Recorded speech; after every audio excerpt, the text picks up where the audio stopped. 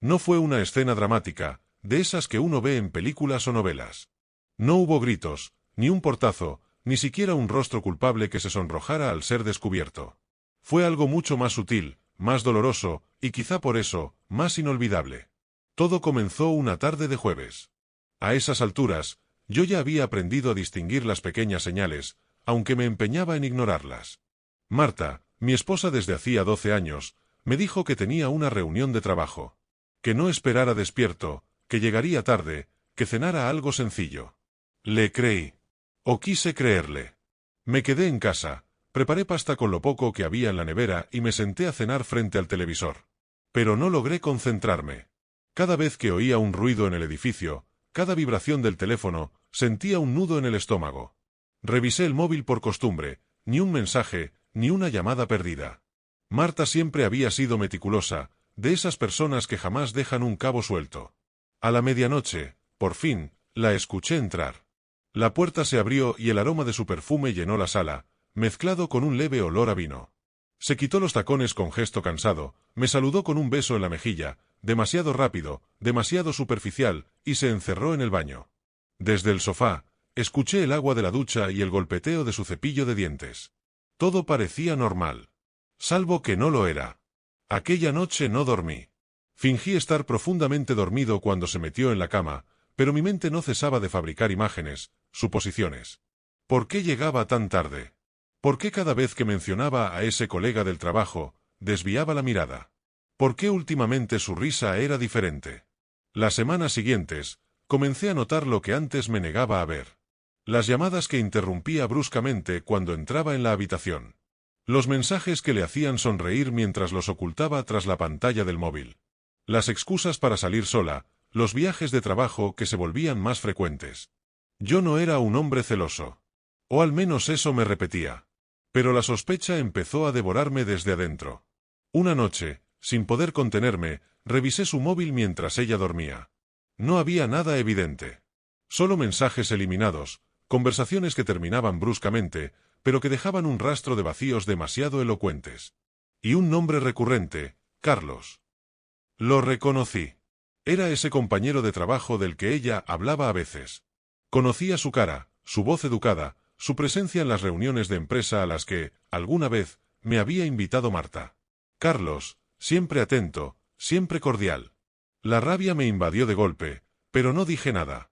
Me levanté esa mañana fingiendo normalidad, la besé en la frente, la vi salir a la oficina. Pero por dentro, algo en mí se quebró. Pasaron semanas antes de que me armara de valor para enfrentarla. Lo hice una tarde cualquiera, en la cocina, mientras preparaba café. Le pregunté, con la voz más serena que pude reunir. ¿Estás viendo a alguien más? El silencio que siguió fue más devastador que cualquier confesión. Marta dejó la taza a medio llenar, bajó la mirada, y murmuró. No sé cómo pasó. Se sentó en una de las sillas, con las manos temblorosas.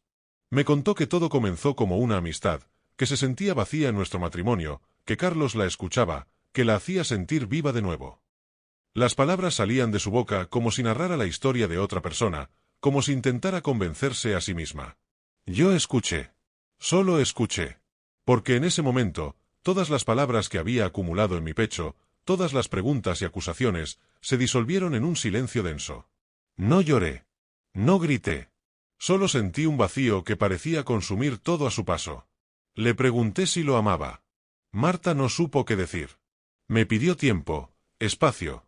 Me pidió que intentáramos arreglar las cosas. Pero yo ya sabía que había algo roto que no podía volver a pegarse.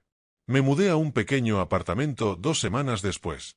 No me llevé gran cosa, solo ropa, unos cuantos libros y las fotos de nuestra hija, Inés, que, aunque pequeña, ya había empezado a notar el ambiente enrarecido en casa. La custodia la arreglamos de forma amistosa. Yo quería que tuviera estabilidad, que su mundo no se desmoronara como el nuestro. Durante meses, viví en automático. Iba al trabajo, regresaba a casa, cenaba solo, leía a Inés cuentos por videollamada cuando estaba con Marta. Algunos amigos me invitaron a salir, a distraerme, a rehacer mi vida. Pero yo no podía. No aún. Un día, meses después, caminando por un parque cercano, me encontré con Marta. Iba sola. Había perdido peso, tenía el rostro cansado. Nos saludamos con una sonrisa tensa, y ella me dijo, casi en un susurro: Carlos me dejó. Dice que no quiere complicaciones. Sentí lástima. Pero no por ella, sino por lo que nos habíamos convertido. Dos extraños que se saludaban como conocidos, que alguna vez compartieron risas, proyectos, planes. Dos vidas que, por egoísmo y silencio, habían terminado separadas. Ese día entendí que el dolor no estaba solo en la traición, sino en todo lo que dejamos de decirnos antes de que la traición ocurriera. En las rutinas sin palabras, en los días grises, en los mañana hablamos que nunca llegaron.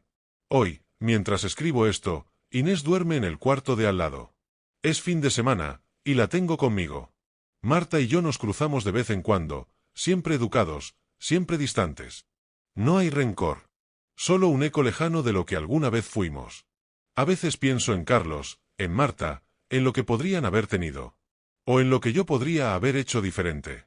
Pero luego me recuerdo que las historias nunca tienen un solo culpable, ni un solo héroe. Que a veces, las personas simplemente se pierden. Y que lo único que queda es aprender a vivir con ese eco. A veces me sorprendo al pensar en cómo la vida, incluso después de todo lo que pasó, puede encontrar una forma de rearmarse. No fue rápido, ni sencillo, pero con el tiempo, el dolor fue perdiendo filo.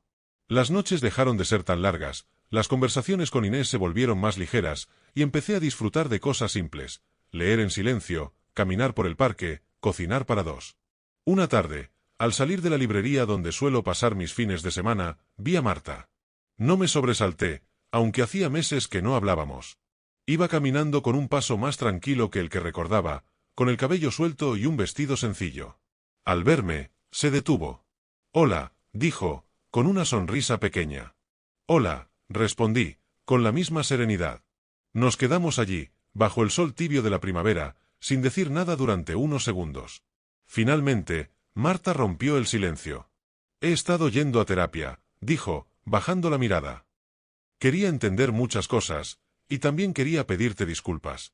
La sinceridad en su voz era diferente a cualquier disculpa que hubiera esperado antes. No era una súplica, ni una excusa. Solo una aceptación honesta.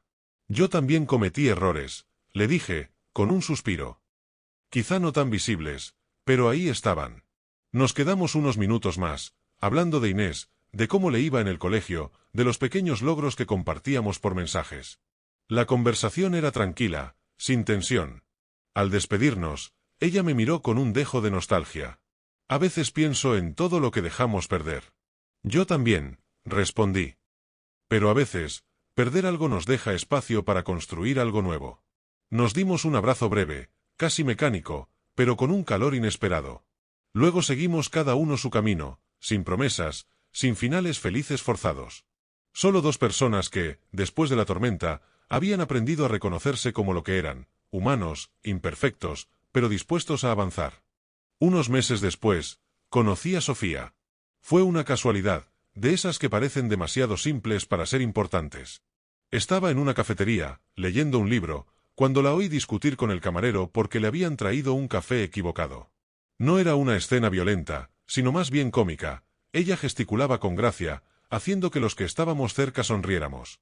Cuando nuestros ojos se cruzaron, le hice un gesto de complicidad. Se rió. Luego se sentó en mi mesa, sin pensarlo demasiado.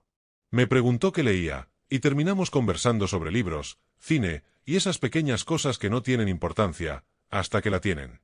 Sofía no era perfecta. Tenía cicatrices propias, historias complicadas que no necesitaba ocultar.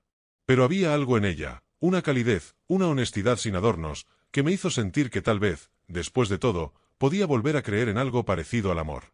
Inés la conoció semanas después, en un paseo por el parque. Al principio fue cautelosa, pero Sofía no intentó forzar nada. Poco a poco, entre charlas sobre libros, juegos de cartas y tardes de parque, comenzaron a llevarse bien. Un día, mientras caminábamos de regreso a casa, Inés me tomó de la mano y me dijo: «Papá, me gusta Sofía. Se parece a ti». Me detuve, con el corazón latiendo más fuerte. «¿A mí?», pregunté, sorprendido. «Sí», asintió. «A ti antes de que estuvieras triste». Me agaché y la abracé con fuerza. Porque en esas palabras había más verdad que en cualquier conversación. Hoy, mientras Sofía y yo cocinamos juntos para cenar, e Inés hace dibujos en la mesa, me doy cuenta de que, a veces, la vida no es una línea recta. Es un camino lleno de desvíos, caídas, silencios, pero también de reencuentros y nuevos comienzos. Y aunque todavía llevo conmigo las cicatrices del pasado, ahora sé que lo importante no es olvidar lo que pasó, sino aprender a vivir con lo que queda y con quien se queda.